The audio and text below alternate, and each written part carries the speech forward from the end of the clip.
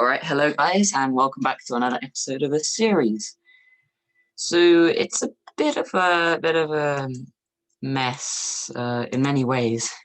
Just gonna go on to here to show you how many people I'm at war with. So the thing is, pretty much every single person that's got a trade embargo with you will declare war on you if they're an AI, which most people are. I mean, bad news, even Japan has gone inactive, so he's not even really my ally anymore, which is super annoying. But at least he's not an AI, because eventually the AI, if they're bordering you, will give you a trade embargo, and then in a few days they'll declare war on you, which is basically what happened here. So if you can recall last episode, I just had the USA, Finland, and Romania, plus I was dealing with Germany. Germany has been completely defeated. A few hours ago, I finished off any remaining scraps. When it went inactive, obviously, and when the AI took over, they sort of started all the armies they had on the Western Front. They sort of started tearing into France. That's what they did. So then I managed to, when I was taking Germany, I managed to take some of that. So as you can see, we actually took Paris, which is a bit crazy. So yeah, we've taken a good portion of Northern Europe, even got into the western parts of Europe. So the US tried to make a naval invasion in this province, I think, but well, it looks like they've changed their minds. They're trying to go here instead. Maybe they're still maybe I destroyed it with this. I'm not even sure. I mean, I can check on the, but yeah, it must have been even destroyed by my, yeah, maybe by my naval bombers, because they would have done pretty well. So I can give you the final casualties for the Germany war as well, maybe. Anti-tank regiment annihilated. Yeah. I destroyed it with the naval bombers, so that's what's left. They're now trying to attack with that. That's what I can see. So basically, what happens since then is Italy declared war on me, which is probably the most problematic. I'm still, I defeated all of Finland. I'm still trying to handle Romania here. Also, Xinjiang declared war on me soon after, and Canada as well. So it's not great, is it? Wow, what's this? What?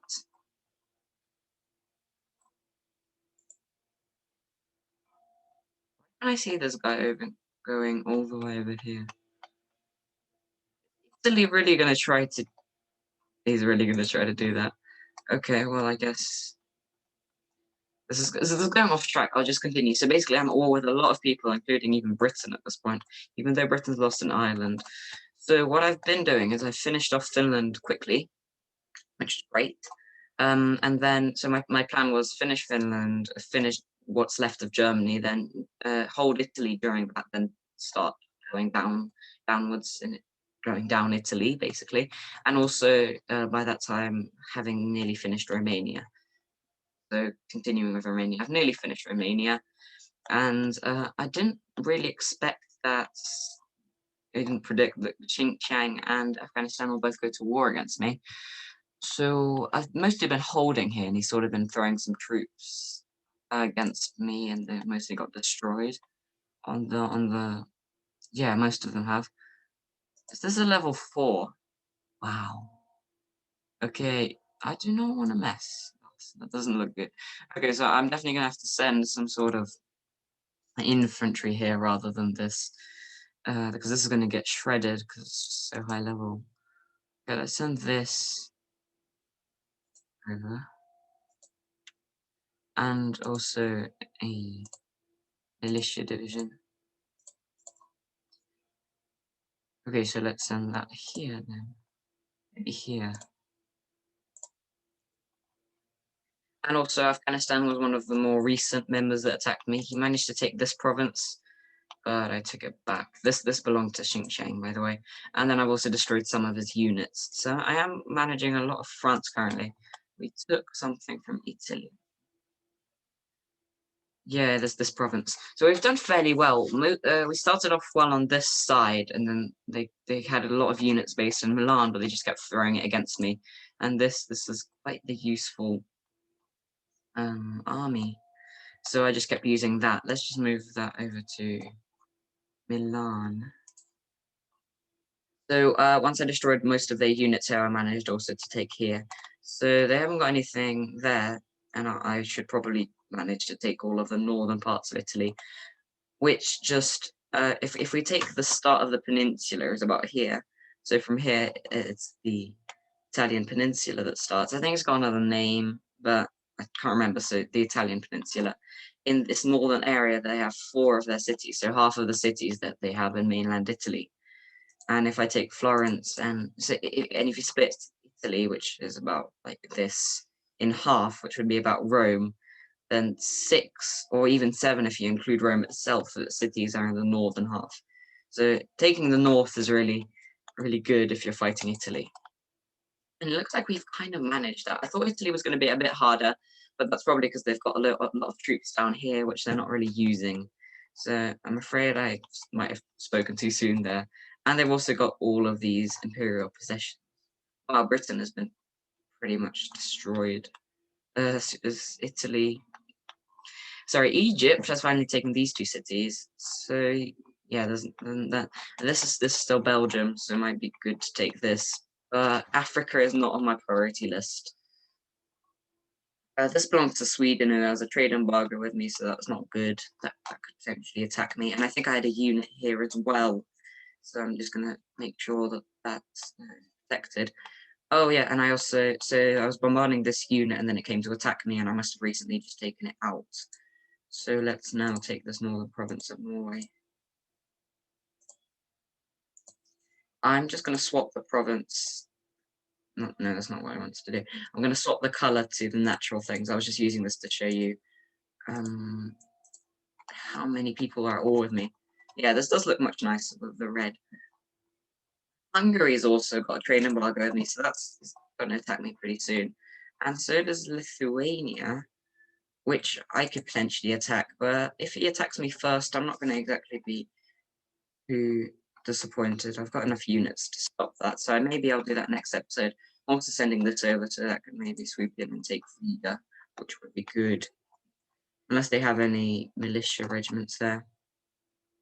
So this naval bomber is going to hit this one motorized infantry division. These guys are just going to come there to stop it, and this is also going to help. So this US naval invasion isn't going to work. This has been a bit disjointed so far, this video. There's just a lot of stuff happening. But if we can take all destroy all the people who are at war with me currently, then I will be on in a very good position to dominate here. I mean, I'm already kind of dominating, to be honest. I'm top of the leaderboard by a bit, but I've lost a very precious ally in Japan, who last time that we checked the mightiest armies was still first, even though he has less units than me. I do have more than 200 units now. Good. I think we just keep hovering around that mark. It's normally like that. Because I mean I produce units, but then I also keep losing units, especially with all the numerous wars I'm in. Okay, we can check the casualties against Germany because that's pretty important. A very big war, especially historically as well, but here in my own game as well. And in the end, it was 77,000 for me and nearly 100,000 for Germany. So yeah, they lost more at the end of it.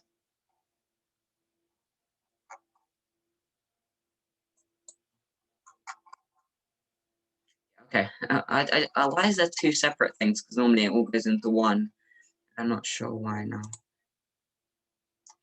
Okay, well, so the plan is now the new plan after the first plan is nearly complete now. Is to finish off Romania. I've taken most of it, even the capital. So there's just these 2 cities left, which I could definitely take. And then you could just send this to destroy that, and then the path will be clear to this city. And this city over here could also probably won't be too hard to destroy either. So yeah, finish Romania, get a good way into Italy. I don't think they have anything here or in these northern bits, so get up to about this line.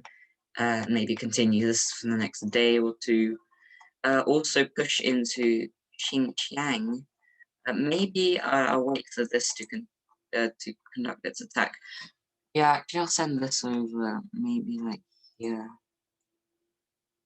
And then I might split it up and continue over to the capital, possibly. This guy's going to go over here and continue on to Usu. The thing I want to do is maybe to leave. I don't want to occupy these 3 provinces, because then I would border nationalist China, which has a trade embargo with me and is an AI, so it's going to declare war on me at some point, especially if I have a border with it. So I don't want that. I don't want to be fighting nationalist China and some other countries, because, well, I'm already fighting the US and Canada, so that's not great, is it? Yeah, so it's going to be, what did I want to say? I want to be able to, I don't want to fight nationalist China, is what I'm saying. As much as maybe he's not the strongest currently, he's still high up on the leaderboard. He's got quite a lot of cities. If we look at him, maybe I got old digits for the casualties. Yeah, all right. Well, that's stupid. Okay, so the actual casualties were 78,000, nearly 79 for me, and as you can see, nearly 100,000, 99,909. So only like 90 away from being, yeah, only like 80 actually, from 100,000 casualties for Germany. So yeah, it's not too much of a difference. But if we look at the leaderboard now, so day 10, as we can see, nationalist China is number 7 with 180 cities. So that's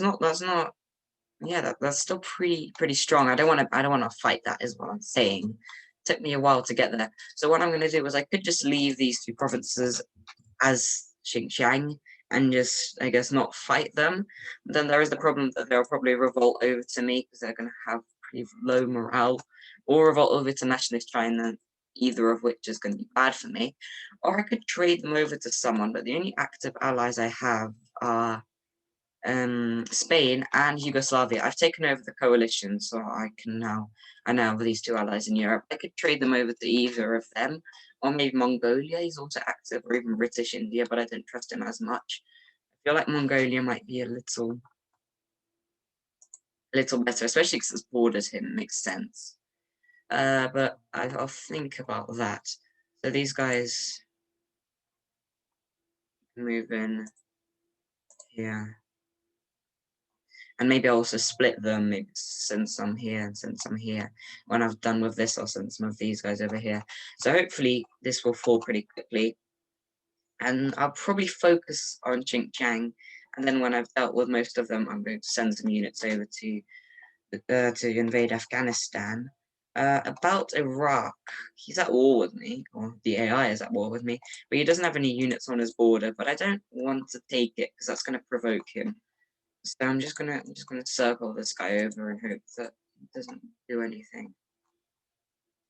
That's the current plan. Let's go for Romania. Yeah, well, this guy can probably just go down here. I don't have to worry about any of this, because this is my ally, and so is Turkey, even though he's inactive, but we've still got I think a share map for share map. Well, we used to have, we have a right of way. Sorry, I can't believe I forgot. Okay, so this guy can also go down here. I'm assuming he doesn't have anything here, but he might have though. So I probably shouldn't be making that. Send him over here. And these guys over here.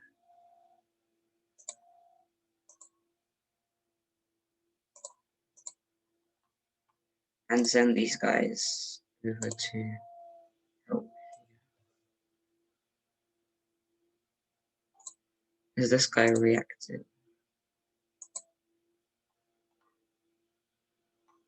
Okay, so I'm not quite sure what to do here. Maybe when I get some more intel, I'll deal with that.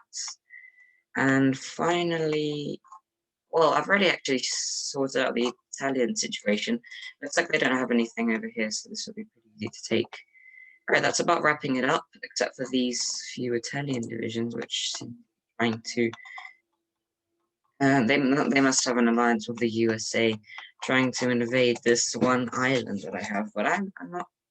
That doesn't sound like something I want to do. So I'm just going to move these guys over here to protect that. And also, have I got any?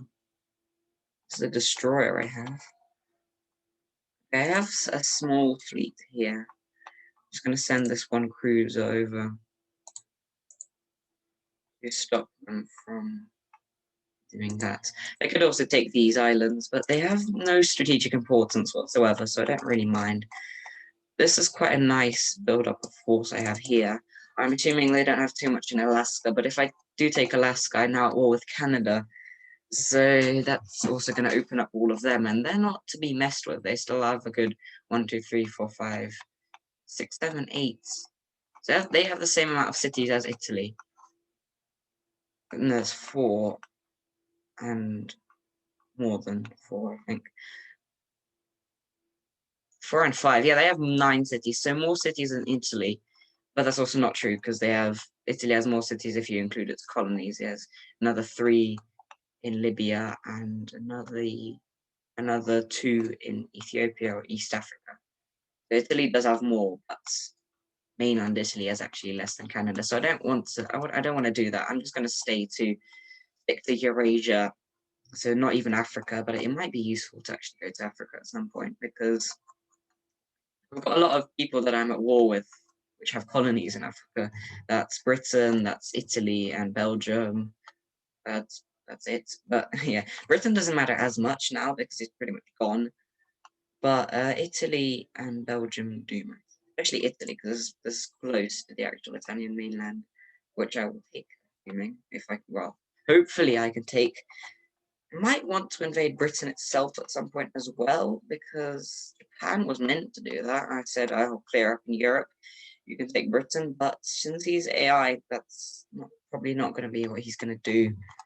So I'll try to take that myself at some point.